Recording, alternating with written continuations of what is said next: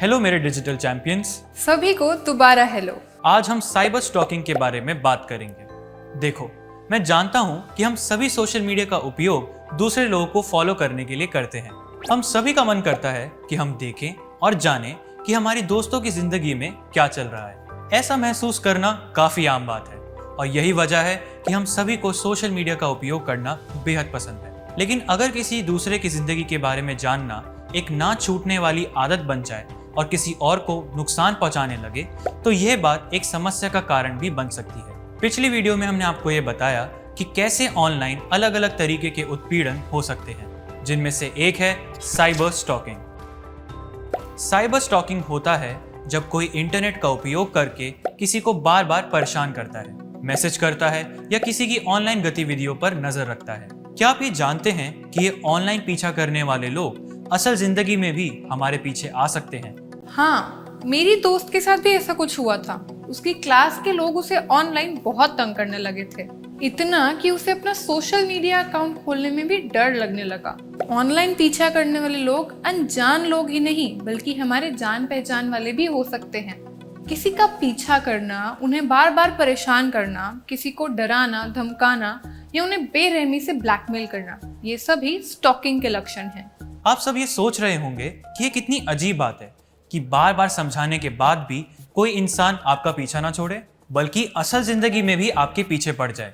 इतने अपमानजनक तरीके से बर्ताव कौन करता है? अगर आप सोच रहे हैं कि कोई ऐसा बर्ताव कैसे कर सकता है, तो सच बताइए, क्या आपको नहीं लगता कि इसके पीछे थोड़ा सा हाथ हमारी फिल्मों और बॉलीवुड का भी है? अरे, स्टॉकिंग में फिल्मों की बात कहाँ से आ गई अरमान? क्यों, तुमने नहीं देखी वो फिल्में जिसमें हीरो हीरोइन के पीछे ही पड़ जाता है और फिर उसका पीछा छोड़ता ही नहीं? रुको, मैं दिखाता हूँ।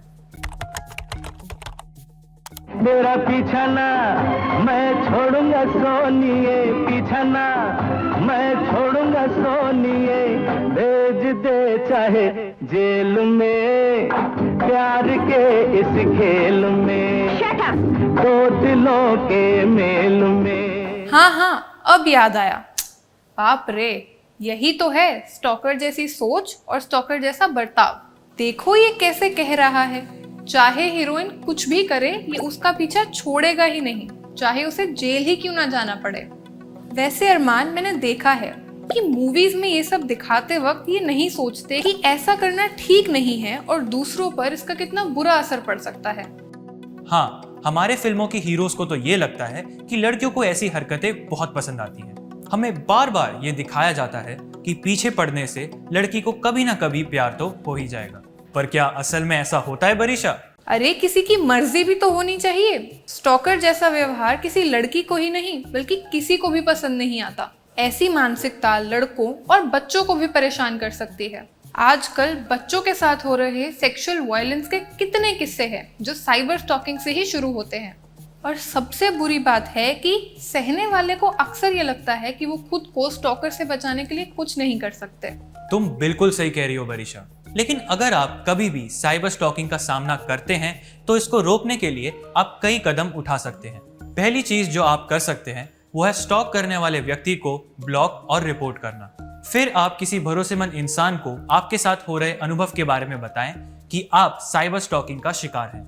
साथ ही साथ स्टॉकर के मैसेजेस और कमेंट्स का स्क्रीनशॉट लेकर अपने पास रखें, क्योंकि यही आपका सबूत है। साइबर स्टॉकिंग भारतीय कानून की नज़र में एक दंडनीय अपराध है और इसे रिपोर्ट करने के 3 तरीके हैं जिनका आप उपयोग कर सकते हैं। पहला, आप नजदीकी साइबर क्राइम सेल में ऑफलाइन शिकायत दर्ज कर सकते हैं। ये सेल राज्यों के क्रिमिनल इन्वेस्टिगेशन डिपार्टमेंट में आता है, इसलिए ये देखें कि आपके शहर या नगर में साइबर क्राइम सेल है या नहीं, और अगर नहीं है तो आप स्थानीय पुलिस स्टेशन में FIR दर्ज करवा सकते हैं। दूसरा, आप नेशनल कमीशन फॉर वुमेन की वेबसाइट पर जाकर ऑनलाइन शिकायत भी दर्ज कर सकते हैं। इसके लिए आपको एक कंप्लेंट रजिस्ट्रेशन फॉर्म भरना होगा। यहाँ आपको किसी भरोसेमंद की मदद लेनी चाहिए, क्योंकि यहाँ पर बहुत सी जानकारियाँ भरनी होती हैं। और तीसरा और आखिरी तरीका, आप नेशनल क्राइम रिपोर्टिंग पोर्टल पर ऑनलाइन रिपोर्ट भी कर सकते हैं। मुझे पता है कि साइबर स्टॉकिंग और उत्पीड़न के बारे में सोचना और सुनना डरावना हो सकता है, लेकिन ऐसी जानकारी ही हमारी ताकत बन सकती है। मुझे खुशी है कि आप हमारे साथ जुड़े हुए हैं। बाकी लोग इंटरनेट का इस्तेमाल कैसे करते हैं उसे हम बदल नहीं सकते, लेकिन हाँ, हम इस बात का ध्यान जरूर रख सकते हैं कि उसका असर हमारे इंटरनेट के अनुभव पर ना पड़े।